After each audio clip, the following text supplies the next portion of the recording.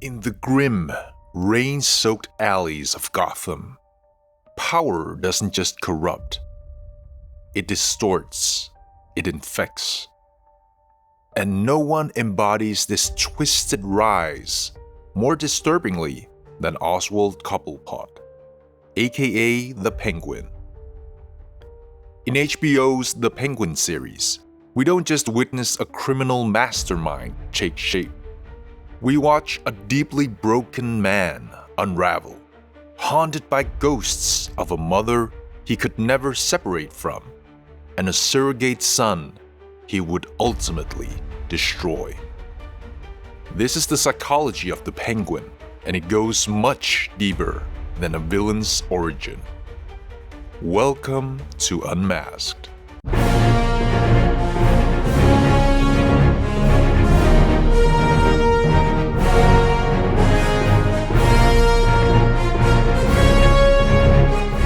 Set in the aftermath of Gotham's collapse and Carmine Falcone's death, HBO's The Penguin explores the power vacuum that emerges in a crumbling city. Oz, once a low-tier mobster under Falcone, begins clawing his way up the underworld hierarchy. As Gotham drowns, he rises, manipulating alliances, undermining rivals, and slowly transforming into a brutal crime boss. But as Oz gains territory, he loses grip on his own psyche.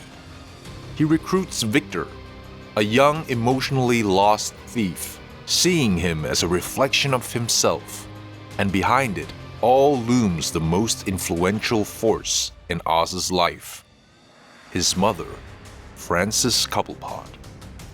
When she falls into a vegetated state, Oz spirals into a psychological chaos, culminating in one of the most chilling finales in television, hiring his sex worker girlfriend to dress and act like his mother.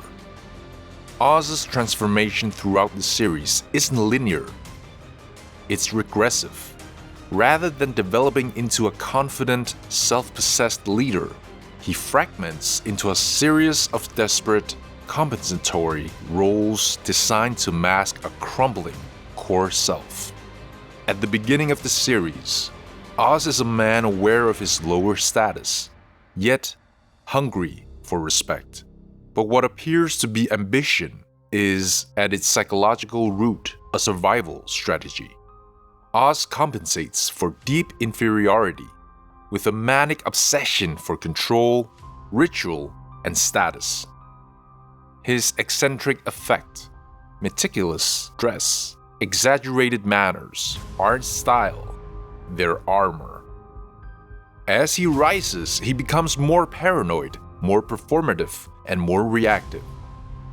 In psychoanalytic terms, Oz experiences what Melanie Klein would describe as a shift from a depressive position in which he might be able to mourn losses and integrate conflicting feelings, to a paranoid, schizoid position where the world is split into total allies and total threats.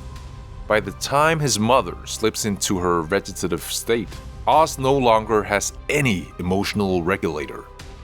The very foundation of his psychological scaffolding collapses.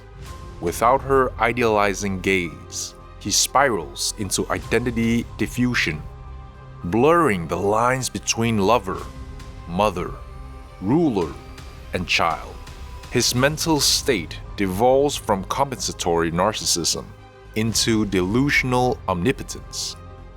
He believes he can remake reality by sheer willpower, rebuilding his mother through performance, rewriting his youth through Victor, remaking Gotham in his own broken image. This is the hallmark of a character in psychic foreclosure. There is no more room for reflection, contradiction, or growth, only grandiosity, substitution, and domination.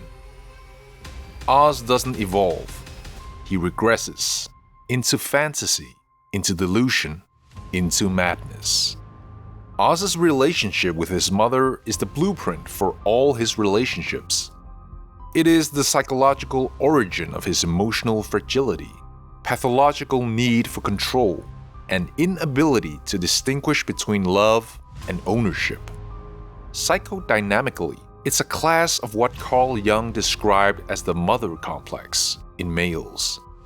But here, twisted to its extreme. Frances Cobblepot isn't just a mother figure. She's Oswald's entire world.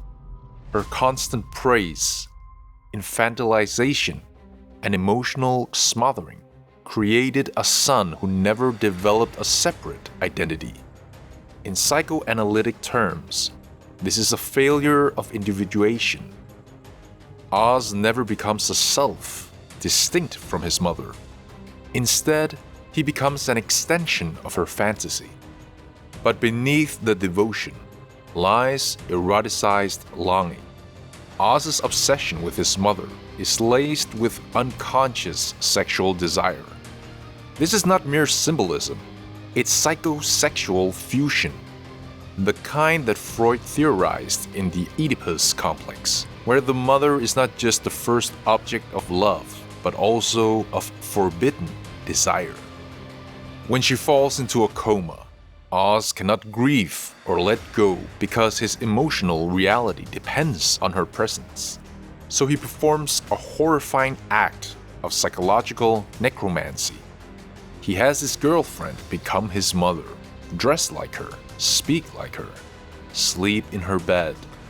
This is not just perversion, it's a total psychic collapse into what psychoanalyst Jacques Lacan might call the real, where fantasy and reality no longer hold distinction.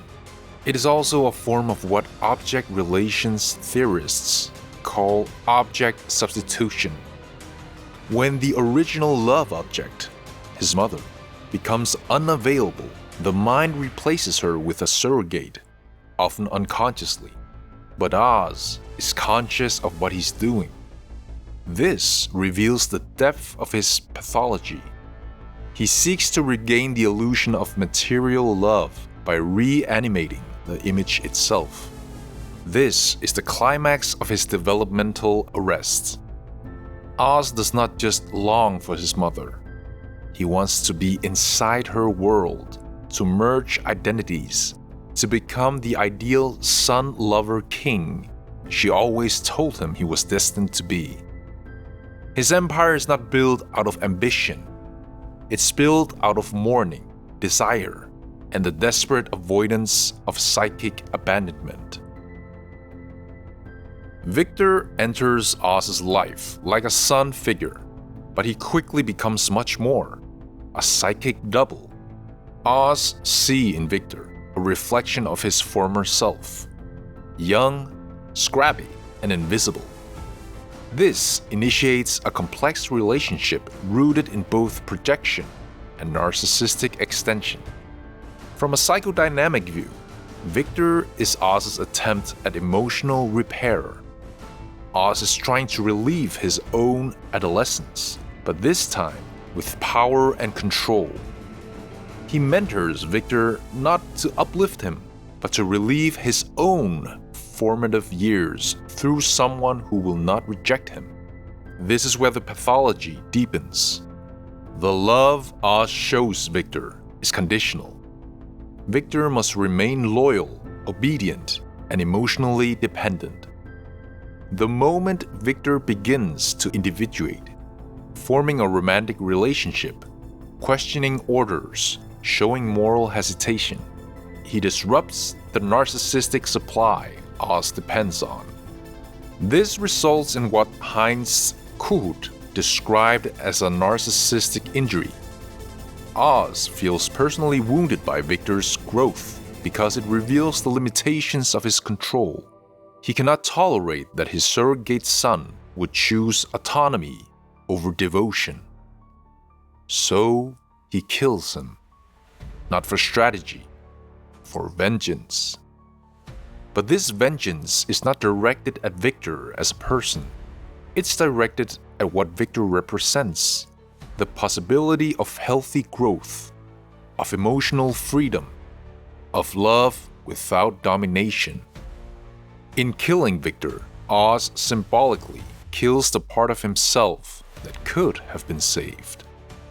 It is the final step in his psychic implosion. The mentor becomes the executioner. The father figure annihilates the son, and what remains is a hollow man who has conquered Gotham, but lost every remnant of his own humanity. Oswald Cobblepot is not a tragic villain.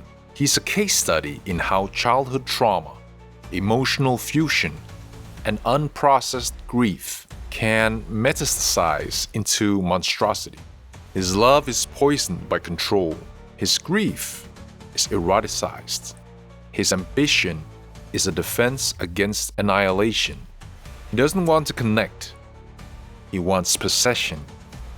He doesn't want legacy. He wants eternal presence. And in the end, he builds an empire not from power, but from pathology.